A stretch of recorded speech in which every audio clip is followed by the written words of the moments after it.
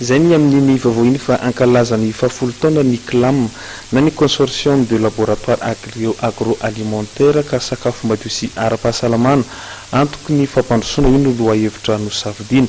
Isy ihany koa ny fampiofanana ireo mpivarotra sakafo ao anatin'izao fankalazana izy ao.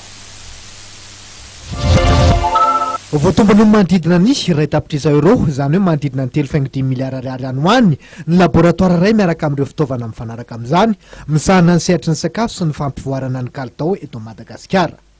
Raha ny laboratoire ny consortium de laboratoire agroalimentaire na CLAM mahitsy nanisana ohatra dia somary efa nilozany toetrandro ihany satria efa tamin'ny taona 770. Tsy manakana ny fizotran'ny asa sahany anefa izany dia ny fitiliana sy fanaovana fikarohana momba ny sakafo.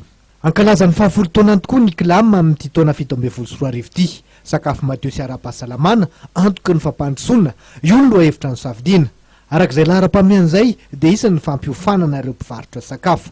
Ny CLAM dia nampianatra ny mpivarotra amoron-dalana eto amin'ny boriboritany enina eto Antananarivo. Tsy hoe noho ny fisian'ny aretin'ampesta na tonganay ampianatra fa hoe amin'ny fanampiana ny fampivoarana ny kalitaon'ny sakafo. Ny fampivoarana ny kalitaon'ny sakafo mantsy ho an'ny mpivarotra amoron-dalana raha no azy maka zatrinany atao fitsirihana raha apisona raha-rapitsy vao mivaly lay fitsirihana dia nefa ny sakafo eny amoron-dalana efa lany.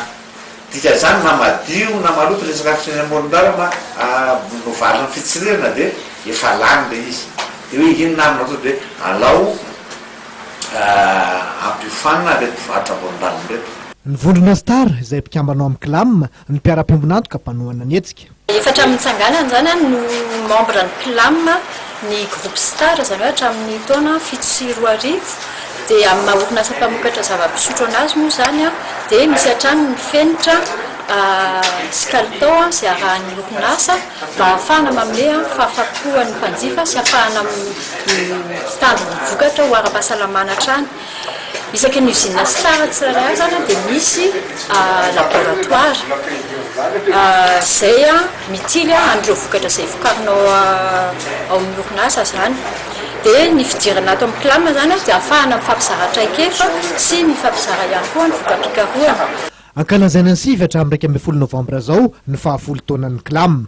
Ankoatra ny fanentanana fampianarana dia maro ireo hetsika entina hanamariana izany raha tsy hitanisy afa-tsy ny varotra fampisehoana, konferansy ary varotra boky ny fahafolo taonan'ny CLAM.